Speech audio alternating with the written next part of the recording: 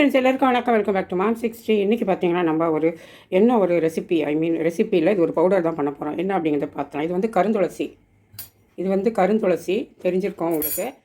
Normal துளசி இந்த மாதிரி கலரில் இருக்கும். கருந்துளசி இந்த மாதிரி வந்து ஒரு டார்க் பச்சை கலரில் இருக்கும். இது வந்து நல்லா ஒரு பிடி அமுக்கணம் இருக்கிற அளவுக்கு எடுத்துருக்கேன். வாஷ் பண்ணி எடுத்து வச்சுருக்கேன். அடுத்து இங்கே வந்து கற்பூரவள்ளி இலை, அதுவுமே ஒரு பிடி அளவுக்கு நல்லா அலசிட்டு புழிஞ்சு வச்சுருக்கேன் தண்ணியை. நீங்கள் வெயிலில் காய வச்சாலும் சரி, இல்லை நிழல் உணர்த்திட்டாலும் சரி. இன்றைக்கி நான் வந்து ஓடிஜியில் வச்சு அதை சூடு காட்ட போகிறேன். அதை அங்கே வந்து ட்ரை பண்ண போட்டுருக்கேன். இதில் வந்து சுக்கு என்கிட்ட வந்து இப்படி எடுத்தால் கையில் ஒரு பிடி மூடுற அளவுக்கு அந்த அளவுக்கு இருக்குது. அந்த அளவுக்கு தகுந்த மாதிரி நம்ம மற்ற பொருளாக சேர்த்துக்கலாம். இதில் வந்து தனியா 2 ஸ்பூன் போட்டுட்டேன். சோம்பு 1 ஸ்பூன், 2 ஸ்பூன் அளவுக்கு சோம்பு. இது ஆல்ரெடி நான் வறுத்து வச்சுருக்கேன் இந்த சோம்பை. அது அப்படியே இருக்கட்டும். அடுத்தது வந்து பட்டை, இந்த அளவுக்கு எடுத்துக்கலாம். பட்டை போதும். கூட வந்து லவங்கம் அதிகமாக வேண்டாம், ஒரு 10 லவங்கம் இருக்க மாதிரி எடுத்துப்போம். அதுக்கடுத்து ஏலக்காய் என்கிட்ட ஒரு 4 தான் இருக்குது. நீங்கள் ஒரு 10-15 வரைக்கும் கூட நீங்கள் சேர்த்துக்கோங்க. நான் அப்புறமா வந்து பவுடர் பண்ணிக்கலான்னு இருக்கேன். அதனால் இது மட்டும் போகிறோம். அதுக்கடுத்து இது வந்து ஜாதிக்காய். இது ஜாதிக்காயில் கொஞ்சம் சீவி விட்டுக்கலாம், போதும். மிளகு வந்து இந்த அளவுக்கு போதும். ஒரு 1/2 டீஸ்பூன் அளவுக்கு போகிறோம் மிளகு. இப்போ இந்த மசாலாவெல்லாம் வந்துட்டு நம்ம என்ன பண்ண போகிறோம், வானொலி ஒன்று வச்சுருக்கேன், காய வச்சுருக்கேன். அதில் சேர்த்து வறுத்து எடுத்துக்கலாம். நான் வறுத்ததை வந்து லேசாக கடைசியாக போட்டுக்க போகிறேன். மீது எல்லாமே கொஞ்சம் நல்லா ட்ரை ரோஸ்ட் பண்ணி எடுத்துக்கலாம். கடாய் காயட்டும். அதுக்குள்ளே இங்கே ஓடிஜி பார்த்துடலாம். உங்கள்கிட்ட ஓடிஜி இல்லைன்னா நீங்கள் வந்து வெறுமனே சொன்ன மாதிரி வெயிலில் கொஞ்சம் காய வச்சு நிழலில் காய வச்சு எடுத்துக்கோங்க. அவன் இருக்கிறவங்க நீங்கள் பார்த்தீங்கன்னா அவனில் கூட நீங்கள் ஒரு 2 மினிட்ஸ் வச்சு கூட நீங்கள் எடுத்துக்கலாம். இப்போ வந்து இது வந்து நல்லா இப்போ ரோஸ்ட் ஆகிருக்கும்னு நினைக்கிறேன். பார்க்கலாம். இங்கே வரணும், தெரியுதா? நான் ஒரு 5 மினிட்ஸ் தான் வச்சேன். ஹீட் பண்ணிவிட்டு அது கூடவே அப்படியே வச்சு 5 நிமிஷம் அப்படியே ஆஃப் பண்ணிவிட்டுங்க. இந்த இது மட்டும் கற்பூரவள்ளி மட்டும் கொஞ்சம் ஈரமாக இருக்குது. ஓகே, பரவாயில்ல, நம்ம ரோஸ்ட் பண்ணிக்கலாம். பார்த்தா தெரியுதா? எனக்கு சுடுது. இந்த கற்பூரவள்ளி மட்டும் கொஞ்சம் ஈரப்பசை இருக்குது. அது அப்படியே ஓரமாக ஒதுக்கி வச்சு நம்ம அது கூட இன்னும் கொஞ்சம் நேரம் ஆனால் வீட்டில் இருந்தால் சரியாக போய் நான் எடுத்து காட்டுறதுக்காக எடுத்துகிட்டேன் உங்களுக்கு. இங்கே வரும் எல்லாம் மறுமருன்னு ஆகிட்டா. இப்போ நம்ம என்ன பண்ணுறோம், இப்போ நம்ம எடுத்து வச்சு இந்த பொருளெல்லாம் வறுத்துக்கலாம். தனியா, மிளகு, பட்டை, லவங்கம், இந்த சுக்கு வந்து தட்டி வச்சுருக்கேன், சொல்ல மறந்துட்டேன். கொஞ்சம் தட்டி கொஞ்சம் கொஞ்சமாக உடைச்ச மாதிரி எடுத்து வச்சா தான் நம்ம மிக்சியில் போட்டு பொடி பண்ண நல்லாயிருக்கும். ஏலக்காவும் என்கிட்ட கிடச்சிருச்சு, ஒரு 8-10 கிடச்சிருச்சு. எடுத்து வச்சுட்டேன். முதல்ல வறுத்துட்டு நம்ம சோம்பு லாஸ்ட்டில் போட்டுருவேன். ஏன்னா ஆல்ரெடி நான் வறுத்து வச்சுருக்கேன். ரொம்ப போகக்கூடாது ஸ்மெல் இருந்தாலும். கொஞ்சம் நல்லா சிம்மரில் போட்டு நல்லா ரோஸ்ட் பண்ணிக்கலாம். இப்போ வறுபட்டுடுச்சு. அதுலேயும் இந்த சோம்பையாக லாஸ்ட்டில் சேர்த்துக்கிறேன். ஏன்னா லேசாக சூடு காட்டிடும். ஆல்ரெடி வறுத்தது தான் அது. நீங்கள் வந்து சோம்பு இன்னும் கூட அதிகமாக கூட சேர்க்கலாம், இன்னும் 1 ஸ்பூன் கூட நல்லாயிருக்கும். அவ்வளோதான், ஸ்டவ்வை நிறுத்திடுறேன். இந்த ஹீட்லேயே அது அப்படியே இருக்கட்டும். இப்போ நம்ம அந்த ஓமவல்லியும், அதாவது கற்பூரவள்ளி, துளசி, இதுவும் நல்லாமே இப்போ நல்லா ரோஸ்ட் ஆகிடுச்சு. இருந்தாலும் நான் இது மேலே போட்டு வைக்கிறேன் அந்த சூடுலேயே. சரிதா? சவுண்டு கேட்குது பாருங்கள் நல்லாவே.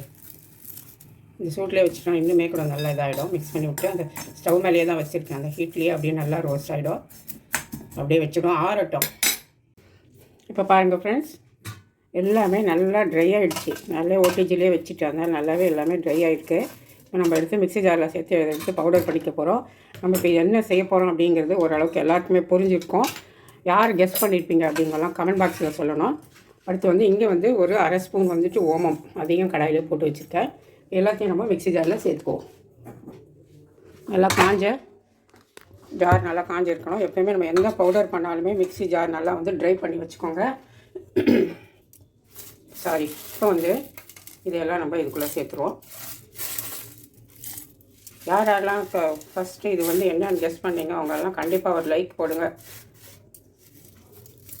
அப்படியே நான் பவுடர் பண்ண நான் என்னன்னு சொல்கிறேன், அது உங்களுக்கு ரொம்ப பிடிச்சிருந்தா அப்படியே ஒரு ஷேரும் நான் பண்ணிவிட்டு உங்களுக்கு பிடிச்சவங்க கூட அது கூட வந்து நீங்கள் சப்பும் பண்ணி வச்சுக்கோங்க. இப்போ வந்து அந்த ஓமமும் போட்டுட்டேன்னா இப்போ வந்து எல்லாத்தையும் பவுடர் பண்ணிக்கலாம். பாருங்க, நான் பவுடர் பண்ணிட்டேன். அதாவது மிக்சியில் வந்து ஃபஸ்ட்டு பிளேடு ஒரே பிளேடில் தான் வச்சு சுற்றிருக்கேன். ரொம்பவுமே நைஸாக ஆகக்கூடாது, நல்லா இருக்காது. இந்த அளவுக்கு இருந்தால் போதும். தவிடு மாதிரி இருக்குது பார்த்தீங்களா, இது போல் இருந்தால் போதும். நல்லா வாசனையாக இருக்குது. இது நல்லா ஒரு பாட்டில் எடுத்து ஸ்டோர் பண்ணி வச்சுக்கலாம். இது என்னென்னு பார்த்தீங்கன்னா மசாலா டீக்கு இது வந்து யூஸ் பண்ணிக்கலாம். அது மட்டும் இல்லை, மெயினாக நம்மளுக்கு வந்து ஒரு அஜீரண கோளாறு இருக்குது எதாவது இருக்குது அப்படின்னும் போது இந்த பொடியில் இல்லை இந்த மாதிரி ஒரு ஏர்டைட் கண்டெய்னரில் போட்டு வச்சுக்கோங்க. இது வந்து டீ போடும்போது நம்ம எப்படி இந்த மசாலா சேர்த்து டீ போடலாம் அப்படிங்கிறத நான் போட்டு உங்களுக்கு காட்டுறேன். அது இல்லாமல் நம்மளுக்கு ஒரு அஜீரணம் இல்லை வெறுமனே இதில் ஒரு டீ போட்டு குடிக்கணும் அப்படிங்கிறதுனாலும் நம்ம குடிக்கலாம். அது எப்படி நான் போடும்போது உங்களுக்கு நான் சொல்கிறேன். அவ்வளோ கம வாசனையாகவும் இருக்குது. அதே சமயம் ரொம்ப ரொம்ப ஹெல்தி.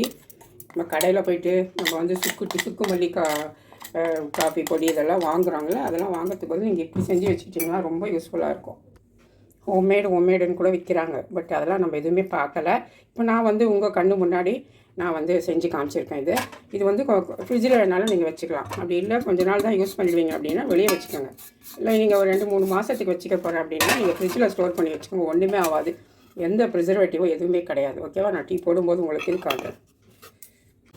இப்போ பார்த்திங்கன்னா ஈவினிங் வந்து 5:30 மணி ஆகுது. நான் வந்துட்டு இதில் 1/2 கப்பு வந்து பால் தண்ணி எடுத்துருக்கேன். சாரி, இதில் வந்து ஒரு 1/4 கப்புக்கு பால், மொத்தம் 3/4 கப்புக்கு இதை ஊற்றிக்கிட்டு ஸ்டவ் ஆன் பண்ணிக்கலாம்.